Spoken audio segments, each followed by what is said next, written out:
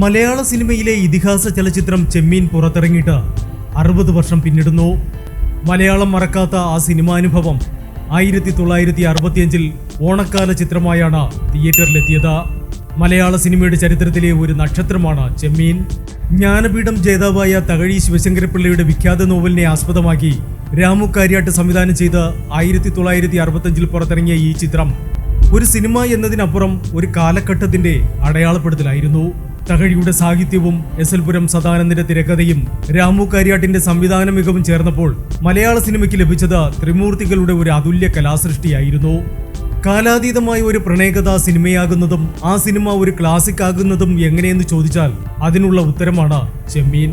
ചെമ്മീനിലെ പരീക്കുട്ടിയും കറുത്തമ്മയും പളനിയും ചെമ്പൻകുഞ്ഞുമെല്ലാം നമുക്കിടയിലെത്തി 60 വർഷം പിന്നിട്ടെങ്കിലും ഇന്നും അവരെല്ലാം മലയാളി മനസ്സിൽ പുതുമയോടെ ഉണ്ട്. മലയാള സിനിമയിലെ ഏറ്റവും മികച്ച കലാകാരന്മാരാണ് ചെമ്മീൻ സിനിമയുടെ ഭാഗമായത്. ചെമ്പൻകുഞ്ഞായി കൊട്ടാരക്കര ശ്രീധരൻ നായർ നിറഞ്ഞാടുകയായിരുന്നു. പരീക്കുട്ടിയായ മധുവിന്റെ കഥാപാത്രം എക്കാലവും മലയാളികളുടെ ഉള്ളിൽ ഒരു വിങ്ങലാണ്. പ്രതിനായക വേഷമാണെങ്കിലും നായകതുല്യ കഥാപാത്രമായിരുന്നു സത്യന്റെ പളനി. ബ്ലാക്ക് ആൻഡ് വൈറ്റ് ചിത്രങ്ങൾ മാത്രം ഇറങ്ങിയിരുന്ന മലയാള സിനിമയിൽ ഈസ്റ്റ്മാൻ കളറിൽ ചിത്രീകരിച്ച ആദ്യത്തെ സിനിമയായിരുന്നു ചെമ്മീൻ. ബ്ലാക്ക് ആൻഡ് വൈറ്റ് സിനിമകളുടെ ലോകത്ത് നിന്ന് വർണ്ണങ്ങളിലേക്കുള്ള വലിയൊരു കുതിച്ചുചാട്ടമായിരുന്നു അത്. ഈ മാറ്റം സിനിമയിൽ മാത്രം ഒതുങ്ങി നിന്നില്ല. ഒരു മലയാള സിനിമയുടെ പരസ്യം ആദ്യമായി മലയാള ദിനപത്രങ്ങളിൽ ബഹുവർണ്ണങ്ങളിൽ പ്രത്യക്ഷപ്പെട്ടതും ചെമ്മീനിന്റെ ചരിത്രരേഖയാണ്. കേരളത്തിൽ ആദ്യമായി ഒരു നഗരത്തിൽ 2 തിയേറ്ററുകളിൽ റിലീസ് ചെയ്യുന്ന ആദ്യ സിനിമയായിരുന്നു ചെമ്മീൻ. തിരുവനന്തപുരത്ത് ശ്രീകുമാറിലും ന്യൂ തിയേറ്ററിലും എറണാകുളത്ത് ശ്രീധർ പത്മ തിയേറ്ററുകളിലും ചിത്രം ഒരേ സമയം റിലീസ് ചെയ്തു.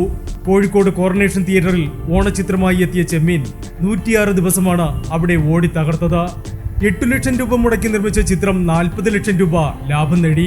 ആ ലാഭം കൊണ്ട് നിർമ്മാതാവ് ബാബു ഇസ്മയിൽ സേട്ട എറണാകുളത്ത് കവിതാ തിയേറ്റർ പണിതു.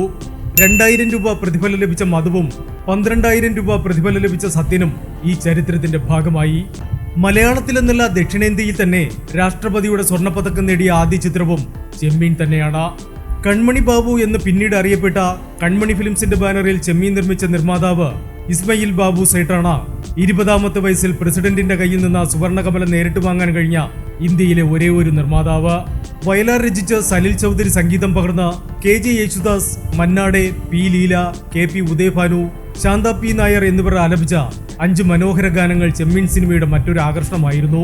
അരേ സമുദായത്തിന്റെ ജീവിതം ആസ്പദമാക്കി ചിത്രീകരിച്ച ഒരു സാധാരണ പ്രണയകഥയാണെങ്കിലും പ്രണയകഥയ്ക്കപ്പുറം കടലിന്റെയും കടപ്പുറത്തെ ജീവിതങ്ങളുടെയും പച്ചയായ കഥയാണ് അഭ്രപാളികളിൽ രാമു കാര്യാട്ട് വരച്ചു കാട്ടിയത്.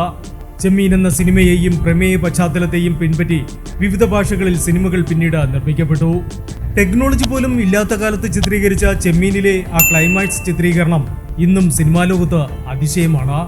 Entertainment desk, Movie max.